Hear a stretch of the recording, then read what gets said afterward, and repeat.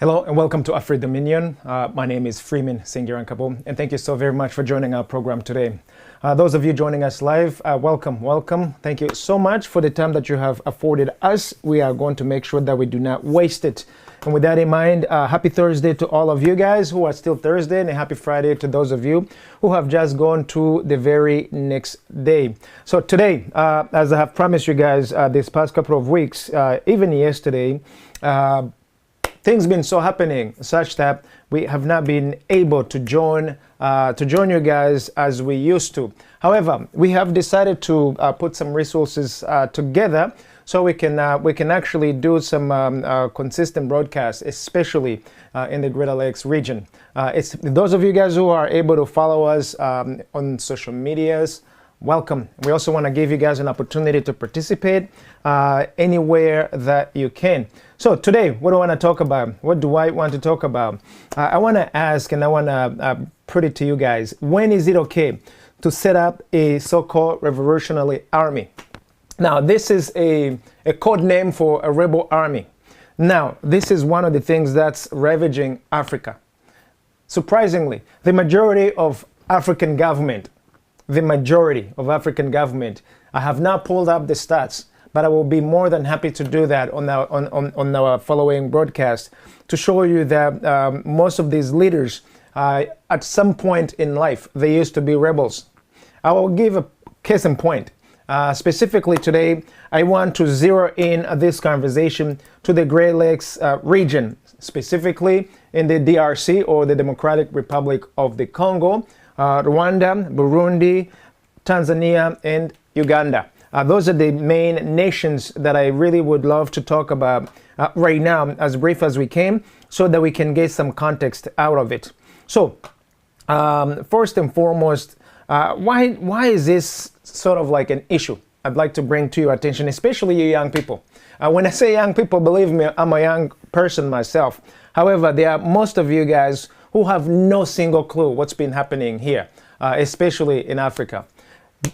With that in mind, let's get back to it. When is it okay for me to set up my own army? I live in the United States right now. I'm currently in the United States. If I do not like what happens or what's happening with the United States government, should I set up my own, rebel army and start fighting? Is that something that is historical or historically approved in this side of town? Why is it that here in the United States, if I do not agree, if I do not agree politically with what is happening, I take it to the polls? Why is it okay that I do not grab arms and start what the so-called rebellion army or a rebel group where I have to make changes by force by any means possible? But it is okay in Africa to do so. Specifically, it is okay in Rwanda, it is okay in Burundi, it is okay in Uganda, it is okay in the Democratic Republic of the Congo. What's wrong with that picture? For those of you who do not know, Rwanda today is a product. The government of Rwanda today is a product of a rebel group turned into a government. The Rwandan Patriotic Front used to be a rebel group, and they seized the power, became the relevant government right now, the government right now.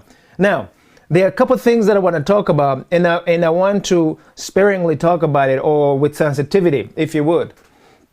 When you are in the bushes and you are a rebel group, so long as you came to lobby in the United States, so long as you came to lobby in France somewhere, so long as you came to lobby in Moscow, in Russia, so long as you came to lobby in Germany, in United Kingdom, in Canada, in Australia, there are the so-called G5 or G10 nations.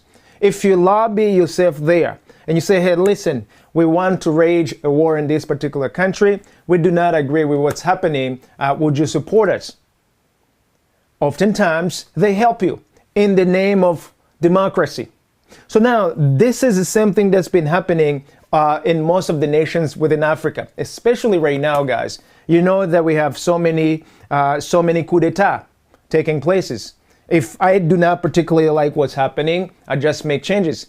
I've never seen a United States Army or any branches of, any branch of the military here in the United States that looks at what's happening and then they just pick up arms and go change the regimes. We just don't hear of those things here in the United States. There was a time though, where civil wars used to take place, where in fact presidents here in the United States were assassinated. I believe we had that. There was a time that I did a show on assassinated presidents in the United States. But today in 2023, this is something that is like laughable. Even thinking about it, it's almost like treason beyond what you can imagine. But now, what makes me a little bit of iffy? I've lived in the United States more than half of my entire life here in the United States. So I can say that I know a little bit about the United States because I've lived here since I was a young man. And I see how the political arena plays every single day up to this very moment. I have never heard of any coup d'etat. I've been in this country for like 20 something years. I have never even smelled something called coup d'etat here in the United States. But for all these 20 plus years, Africa has been ravaged by coup d'etats.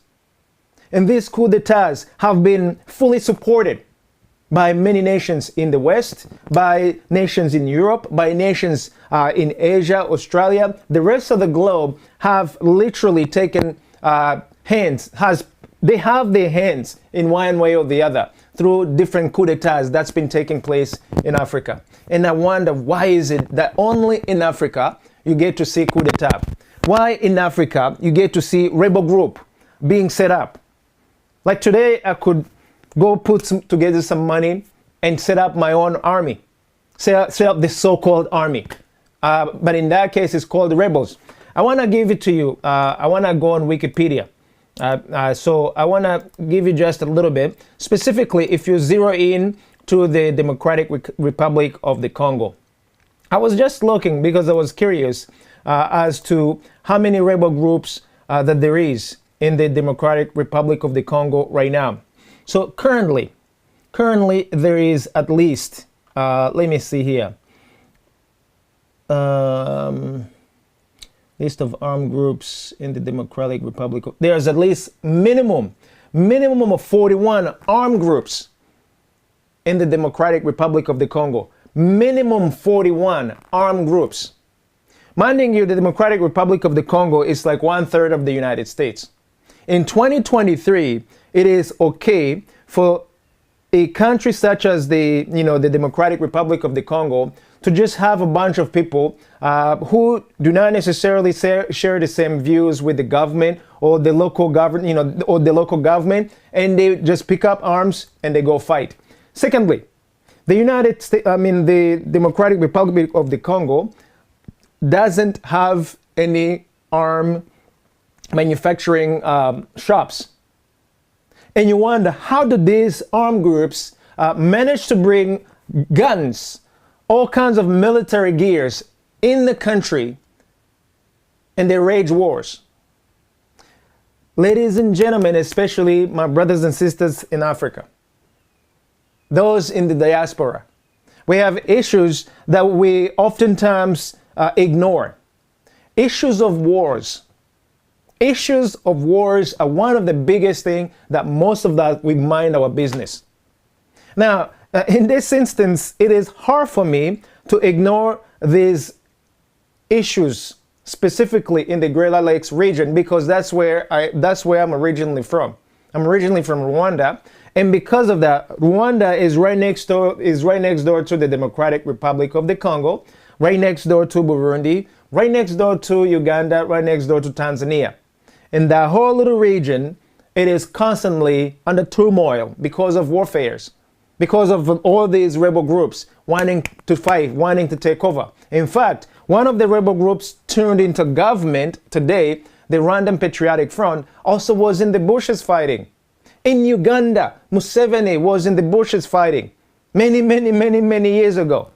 In the Democratic Republic of the Congo, just a few years back, The government there, Kabila government and the likes, are products of warfares. In Burundi now, they have been having a little bit of stability, but they have been arms.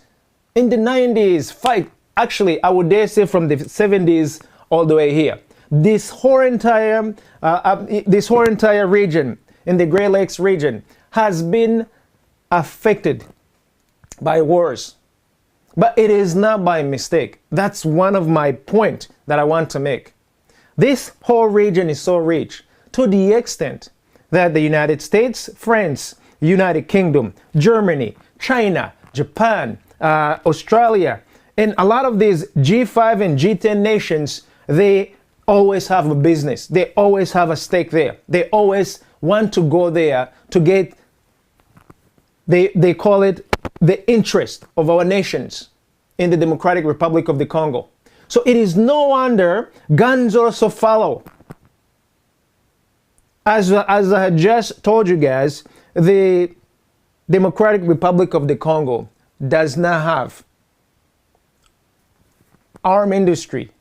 They don't have any arm manufacturer, such that all these little small groups can literally somehow go order some guns like you're ordering some potatoes, and then you start fighting. Now, since they don't have any manufacturing companies for guns and the weaponry for wars, where are these guns coming from? Where are these bombs coming from? How are they managing to bring guns within? Minding you, the DRC, the Democratic Republic of the Congo, is bigger. So it has, I think it has at least, 9 or 10 countries that it borders. So there are many ways the gun can come in. However, even nearby, in those nations nearby, they don't have any gun manufacturing. They don't have any gun manufacturing capability, with the exception of further down in South Africa. Now, I am so perplexed as to how is it these guns are coming in. Recently, just a few days ago, we saw a United Nations drone carrying guns and food. It had been gunned down, as they say. I don't know whether it's true or not. But bottom lines, guns are finding their ways in the most richest nations within the continent of Africa. And the Democratic Republic of the Congo happens to be one of those nations. Rwanda is right next door to the Democratic Republic of the Congo. So is Uganda, and so is Burundi, those neighboring countries of ours. So ideally, that affects us directly, especially when you hear of the word Banyarwanda. It is one of those names, every time you hear of it in the whole entire region, it brings turmoils. Especially when you mention this word Banyarwanda in the Democratic Republic of the Congo, they think of killers, they think of, they think of rapers, they think of those who would literally come in to just clean and just violate people, steal, kill, and do wrong to those people. Why? Because that's been the culture for these past 25 years. From what's been happening from Rwanda going to the Democratic Republic of the Congo, from rebel groups that are fighting from within, from Burundi going there, it's been a back and forth, even Uganda. So there've been wars from those countries within the Eastern Democratic of the Congo that continues to rage wars there. And so that affects me. It affects siblings, it affects families, it affects extended families, it affects friends, few of them that I still have. Those who are here that we can share, we can share stories, we can share nations. It is hard for me to ignore when Congolese are dying, and I know that, you know what, we may have a hand in it as Rwandese people, or we may have a hand in it as Africans, or we may have a hand in it as here in the States, in the United States, or we may have a hand in it as French, we may have a hand in it as UK. Today, Rwandese people are all over the world. Most of us, we've got dual citizenship here. We've got different citizenship. So these are the conversations that are affecting us like directly. So I'm asking you guys, when is it okay to set up these armed groups? If I cannot just today wake up and set up an armed groups here in the United States, Why is it okay that it can be done in the Congo, in the Democratic Republic of the Congo? Now one armed groups, not two armed groups, 40 plus. They even say as many as 90 armed groups are in the Democratic Republic of the Congo. So I don't understand that. But like I say, none of this is by accident. None of this is by accident. A lot of these G10 nations, they support the war. Remember, armed dealers have to make money. What other place to make money than in the conflict-torn war zones like the Democratic Republic of the Congo? Yet, we never get to talk about where's the serial numbers of these guns? Where did this gun come from? Why can't we go after the gun manufacturers? Why can't we go after those who are bringing in these guns? If people in the United States can talk through whatever issues that they have without killing each other, that doesn't mean that we don't have any small remnants of people fighting. Ghetto neighborhoods or where you have guns on the streets. We do have that here in the United States. All of you guys know. However, this is not, it doesn't become something as big as little small army or armed groups within. Minding you, here in the United States, you can bear arms. Yet you don't see rebel groups forming and attacking the government. So why is it okay that it's taking place in Africa, that it's taking place in the Greater Lakes region, that it's taking place in the Congo, that it has taken place in Rwanda, that it's taken place in Burundi, it's taken place in Uganda? What's wrong with this picture, guys? The more we understand what is happening, the more we get to see and to fully comprehend why this continues and it never dies off. So I will submit to you guys, as sons and daughters of Africa, we would have to actually fix these issues ourselves. The day we become a little bit of allergic to buying guns from any one of the nations creating them or manufacturing them, the minute we can actually stop people who are selling guns from within our communities, and first and foremost resolves whatever issues that we have through conversation. I'm literally perplexed as to why is it that this cannot take place right now. It's by design. So unless us, sons and daughters of Africa, choose to do so, choose to say, hey, we have a different options, we don't want to fight first, well, let's talk it over, none of this is going to be possible. Foreigners would not come in and make you talk to one another. If I can bring in a bunch of guns and sell them to you, I will make money if that's my way of making money. Here there is a saying that guns don't kill people, people kill people. That's what they say here in the West, in the United States. But how in the world is that gun making it up there when you don't have any arms manufacturing companies there? Whose gun is it? Can we actually go after the gun manufacturers? Can we go after those who are bringing in those guns, so that they can have as much liability as those who are using the guns to shoot and kill other people? It doesn't make any sense that we still deal with issues of guns and a bunch of rebel groups. If we have problems, if we have issues, before you pick up arms, why can't we sort it out ourselves? We are more than intelligent, guys, that we can deal with these issues without any single bullet. But we know if Africa doesn't have any war conflicts, the rest of the world that creates weapons will go out of business. Understand me and listen to what I'm saying. If Africa doesn't continue to become a laboratory for newly created weaponry, a lot of these manufacturers will go out of business. So if you have a gun manufacturing industry or manufacturer, it is not in your best interest that wars stop in Africa. So what will you do? You will support rebels. In fact, you can sneak in weapons through drones, through helicopters, through a lot of these planes that are making through. And somehow it's acceptable because it's in Africa. I can only imagine what would happen Russian 777 Boeing lands here in the United States unchecked, full of weapon, and just pass them in Southeast Washington, D.C., for example. I can only just imagine how that scenario would go. But today, in the Democratic Republic of the Congo, guns can get in undetected. They really know that they're getting in, but they shut up about it. And guess who's dying consequently? The Congolese people, the Rwandese people, the Ugandan people, the Burundian people, the Tanzanians, and the rest of these brothers and sisters who are going to fight in that region. Now, is it okay? Can we actually force and start talking about it so that we hold accountable these manufacturers that are taking weapons in Africa, that are taking weapons in our region, in our homeland?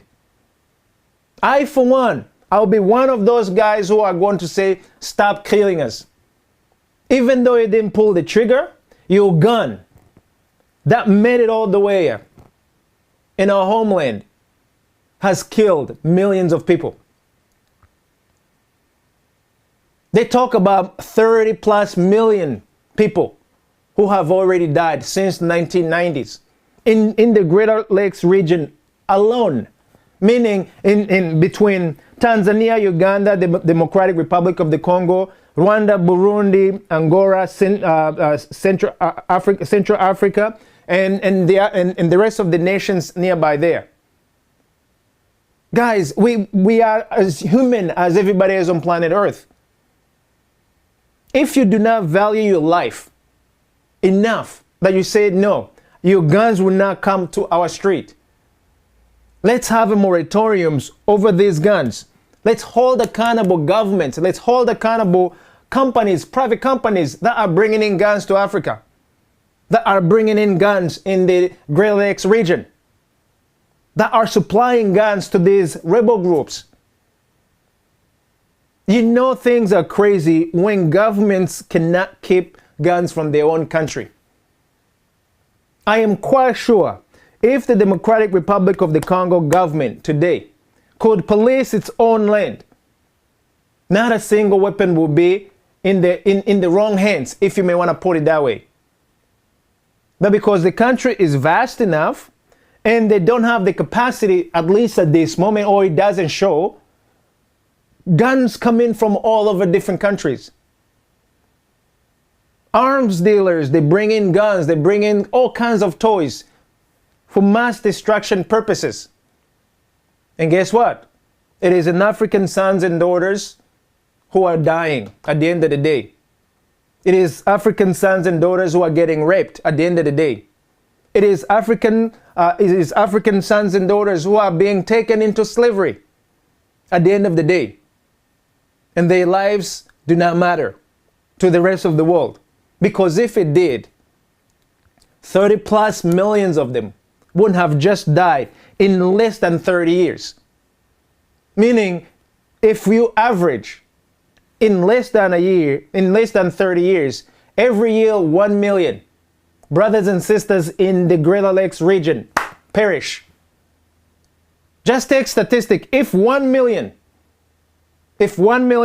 US citizens or 1 million population in the United States was perishing every single year through warfare, through street gangs and things like that, what would happen to what would actually happen if things like that were to take place? There won't be any, we would not be talking about guns this and guns that. If 1 million people were dying every single year for 30 years in the United States, it will be a different conversation altogether. Even right now, just scale it down. If 100,000 people a year are dying because of guns, we will be having all kinds of gun legislations, all kinds of demonstrators, all kinds of this and all kinds of that, but not in Africa. So now it is time for us, brothers and sisters, it is time for Africans themselves, especially the diaspora. I truly believe, I truly think that we have not only the obligation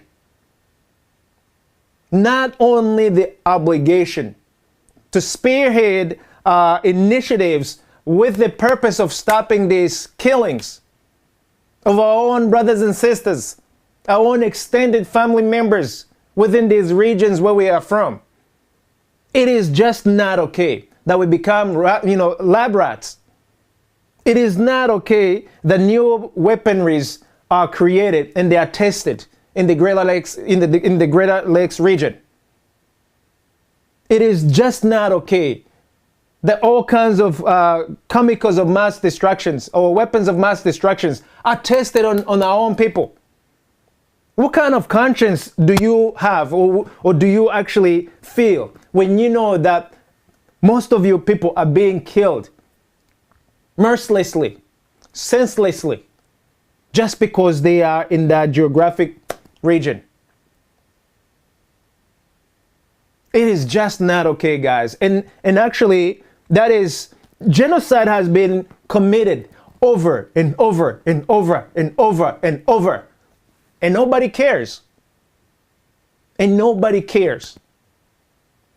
Crimes against humanity, atrocities of unbelievable scales have been committed in the Greater Lakes region, in the Democratic Republic of the Congo, in Rwanda, in Uganda, in Burundi, in the Central African Republic, and the countries a little bit of on that side as well.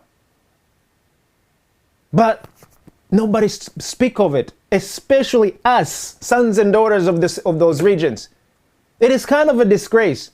If foreigners or if other nations, if other people far away do not talk about it, I can understand. But if you and I cannot talk about it, and we are in a position where we can talk about it, where we can scream, where we can ask and seek for help, shame on us.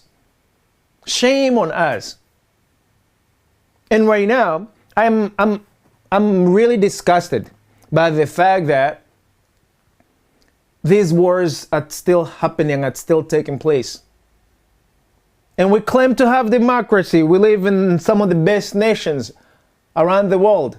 However, little do we know that the liberty, the democracy that everybody enjoys here, it is at the expense of death, millions of deaths of brothers and sisters in the Democratic Republic of the Congo, in Rwanda, in Uganda, in Burundi. That is not okay. That's not democracy. If for me to enjoy the democracy here in the United States, millions of people must die in the Democratic Republic of the Congo or in the Greater Lakes region of Africa, that is not okay. That's not a great arrangement. Heck, that's not being a human being. So we gotta change this arrangement. If the strong and powerful nations won't do it, now it is our time, guys. It is our time to get it done. Anyway, I am being told about my time is over, my airtime, or what I've been given as an airtime is over right now. But guys, I'm really unhappy of what is happening right now. And I would love that we can do whatever it is that we can to make changes accordingly. Whatever that we can do to make changes, let's do it. I, for one, will participate publicly, because I cannot stand for another brother or sister to be killed while I know that they're being killed.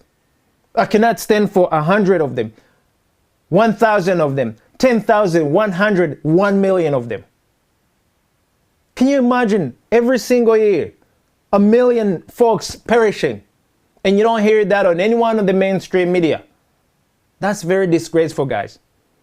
Anyway, that's my beef right now. But I literally want to welcome each and every one of you guys who's as passionate as I am, and who are willing to speak on behalf of the voiceless brothers and sisters, who are willing to say no to killings of many Africans, many greater folks within the Greater Lakes region.